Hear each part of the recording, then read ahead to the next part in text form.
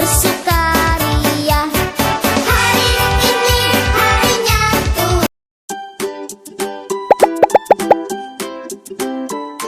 Teman-teman, mari kita berdoa.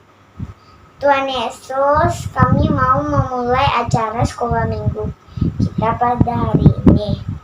Tuhan, kiranya Tuhan memberkati kita semua, dari guru-guru yang mengajar dan anak-anak yang mendengarkan ya Tuhan.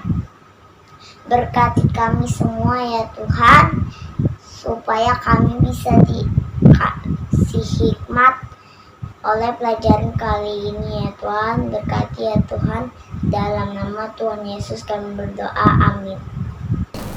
Hai kids, senang sekali Kak Heri ketemu dengan kalian semuanya. Nah, senang Kak Heri bisa melihat kalian semua dalam keadaan sehat. Hari ini kita sama-sama mau belajar firman Tuhan ya. Nah, sebelum firman Tuhan dimulai, kakak mengajak kalian bermain. Nama permainannya adalah unboxing time. Wah, apa itu? Nih, kakak sudah siapkan beberapa hadiah di sini. Tugas kalian adalah menebak kira-kira isi hadiahnya apa. Kita mulai ya. Kakak buka kado yang pertama. Ini apa ya kira-kira ya? Oh, mau tahu? Clue-nya manis-manis, lengket-lengket. Ada yang tahu? Iya, betul. Ini permen. Ayo, di sini siapa yang suka permen? Kakak buka kado yang kedua ya. Apa ini? Apa ya? Ayo, penasaran.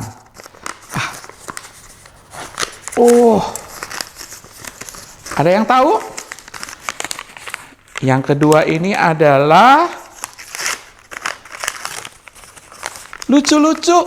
Ini bisa untuk menghilangkan bekas tulisan. Tara! Wah, ini penghapus. Lucu-lucu ya, bentuk-bentuk boneka. Wah, yang satu nih, yang besar nih. Wah, apa ya? Pasti. Oke. Clue-nya adalah, wah, ini adalah tokoh superhero. Tahu siapa? Oke, siap. Tara! Wah, ini Kapten Amerika. Wah, nah kids, pasti kalian senang kalau dapat hadiah gitu ya, dapat kado. Nah, cerita Alkitab hari ini juga cerita tentang sebuah kado. Cerita Alkitab hari ini adalah cerita tentang Allah yang memberikan kepada kita kado terbaik yang pernah ada. Hari ini ada seorang pria yang bernama Nikodemus. Dia mau belajar bagaimana Yesus adalah hadiah yang terbaik yang Allah berikan bagi kita semua. Penasaran kan ceritanya seperti apa? Yuk kita sama-sama lihat.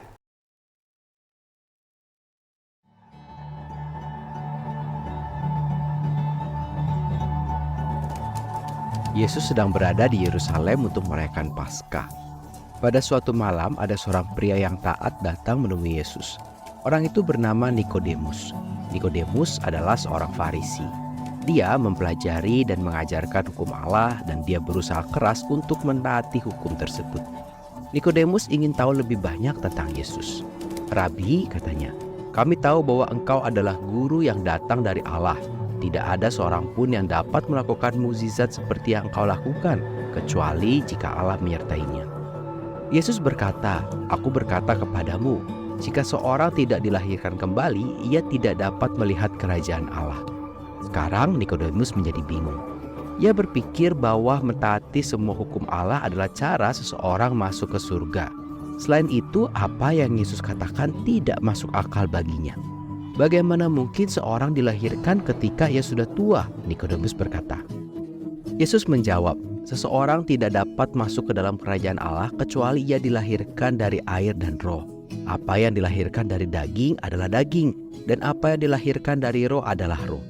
Ketika seorang bayi dilahirkan, ia mendapatkan kehidupan fisik dari orang tuanya. Kehidupan jasmani tidak bertahan selamanya. Tetapi roh memberikan kehidupan yang lebih baik, yaitu kerajaan Allah, sehingga mereka dapat hidup bersama Allah selamanya. Yesus berkata, "Jangan heran, aku berkata kepadamu bahwa engkau harus dilahirkan kembali." Nikodemus masih tidak mengerti. "Bagaimana mungkin?" tanyanya. Yesus berkata, "Jika engkau tidak percaya apa yang aku katakan tentang apa yang aku lihat di bumi, bagaimana engkau akan percaya apa yang aku katakan tentang apa yang aku lihat di surga? Apakah kamu ingat bagaimana Musa membuat ular tembaga di padang gurun? Semua orang yang melihatnya menjadi sembuh. Demikian juga Anak Manusia akan dibangkitkan, supaya setiap orang yang percaya kepadanya beroleh hidup yang kekal." Kemudian Yesus mengatakan kepada Nikodemus tentang rencana Allah yang besar. Yesus berkata, "Karena Allah telah mengasihi dunia ini, maka Ia telah memberikan anaknya yang tunggal, supaya setiap orang yang percaya kepadanya tidak binasa, melainkan beroleh hidup yang kekal." Allah mengutus anaknya bukan untuk menyatakan dunia ini berdosa, tetapi untuk menyelamatkan dunia. Barang siapa percaya kepadanya, ia tidak dinyatakan bersalah. Tetapi barang siapa tidak percaya kepadanya, ia sudah berada di bawah kuasa dosa. Nikodemus membutuhkan hidup baru, yaitu hidup yang kekal, tetapi ia tidak dapat melakukan apapun untuk mendapatkannya. Hidup kekal adalah hadiah yang hanya datang dari Allah. Allah menunjukkan kasih-Nya dengan memberikan anaknya yang tunggal untuk menyelamatkan dunia. Setiap orang yang percaya kepadanya tidak akan binasa, melainkan beroleh hidup yang kekal.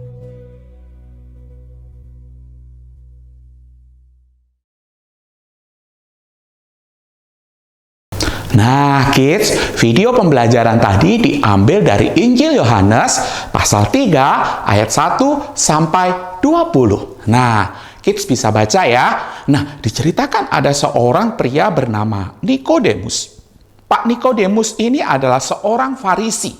Dia ingin tahu lebih banyak tentang Yesus. Dia tahu Yesus berasal dari Allah karena dia melihat bagaimana Yesus melakukan banyak mujizat. Tapi Yesus ingin mengarahkan rasa ingin tahu Nikodemus tentang dari mana Yesus berasal kepada kerajaan Allah. Yesus mengatakan kepadanya bahwa untuk masuk ke dalam kerajaan Allah, ia harus dilahirkan kembali. Wah, bayangkan kids, bagaimana bingungnya Pak Nikodemus mendengarkan akan hal itu. Dia tidak ngerti bagaimana dia yang sudah besar itu dilahirkan kembali. Yesus menjelaskan dengan sabar kepada Pak Nikodemus. Yesus menjelaskan bahwa semua orang memang lahir secara fisik, punya tubuh, bernafas, dapat bergerak, makan dan sebagainya. Tetapi bukan kelahiran seperti itu yang Yesus maksudkan. Yang Tuhan Yesus maksudkan adalah bahwa Roh Kuduslah yang akan memberikan kelahiran baru dan kehidupan rohani yang akan berlangsung selama-lamanya. Kita semua memang dilahirkan secara fisik, tetapi kita harus menerima Roh Allah untuk menerima lahir baru atau hidup selamanya. Nikodemus masih belum mengerti. Yesus kemudian mengingatkan tentang satu peristiwa yang orang Israel pasti ingat dan tahu, yaitu peristiwa tentang ular tembaga yang pernah diangkat oleh Musa di padang gurun. Apa yang Yesus katakan terjadi pada orang-orang yang memandang ular itu? Ya, betul, mereka disembuhkan. Mereka tidak mati. Yesus memakai istilah ular tembaga ini untuk mengatakan kebenaran bahwa Yesuslah yang akan diangkat ke atas kayu salib yang untuk menyelamatkan manusia dari dosa-dosa mereka. Yesus mengatakan kepada Nikodemus bahwa Allah sangat mengasihi dunia ini sehingga Dia rela mengutus anaknya yang tunggal supaya kita memperoleh hidup yang kekal. Dapatkah kita mendapatkan keselamatan kita sendiri dengan usaha kita? Tidak bisa, kids. Kita hanya bisa diselamatkan melalui iman atau percaya kepada Yesus. Kita dapat mengetahui bahwa Allah sangat mengasihi kita karena Dia memberikan Yesus untuk mengampuni dosa-dosa kita dan dosa-dosa dunia. Seperti Pak Nikodemus yang membutuhkan hidup yang baru, yaitu hidup kekal, tetapi ia tidak dapat melakukan apapun untuk mendapatkannya. Hidup kekal adalah hadiah yang datangnya dari Allah. Allah memberikan hadiahnya dengan cara ini. Dia mengutus anaknya yang tunggal untuk menyelamatkan dunia. Dan setiap orang yang percaya kepadanya, yaitu kepada Yesus, tidak akan binasa, melainkan beroleh hidup yang kekal. Kids, cerita hari ini menunjukkan bahwa keselamatan yang Nikodemus inginkan juga tidak diperoleh melalui berbuat baik atau menaati hukum Taurat. Yesus berkata kepada Nikodemus bahwa satu-satunya cara untuk dapat diselamatkan dan diampuni dan mendapatkan hidup kekal adalah dengan percaya kepada Yesus. Demikianlah kebenaran ini yang juga harus kids percayai. Allah memberikan anaknya, Yesus, agar setiap kids yang percaya kepadanya dapat diselamatkan.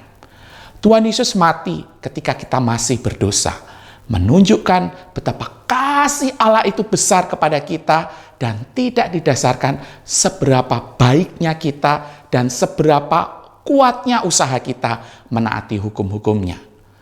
Allah mengasihi kita karena Dia yang menciptakan kita dan Dia memberikan anaknya Yesus Kristus agar kita dapat hidup bersama-sama dengan Dia, berhubungan dengan Tuhan selama-lamanya. Wow, betapa besar ya hadiah yang Allah berikan melalui Yesus Kristus ini. Maukah kids engkau menerimanya? Yuk, Kak Heri akan menutup cerita ini dengan kita sama-sama berdoa. Mari kita berdoa.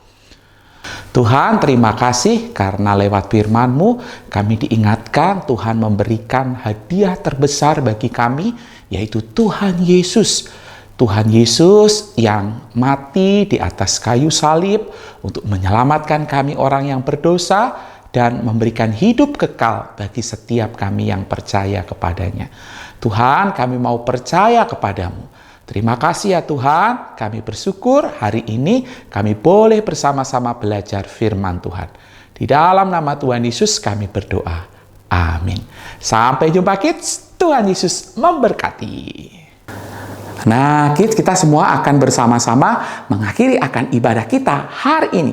Kak Eri akan berdoa untuk kids semuanya. Mari bersama-sama kita berdoa. Terima kasih Tuhan, hari ini kami boleh bersama-sama beribadah kepada Tuhan, memuji nama Tuhan, mendengarkan akan firman Tuhan. Tuhan, kami mau melakukan apa yang sudah kami dengarkan.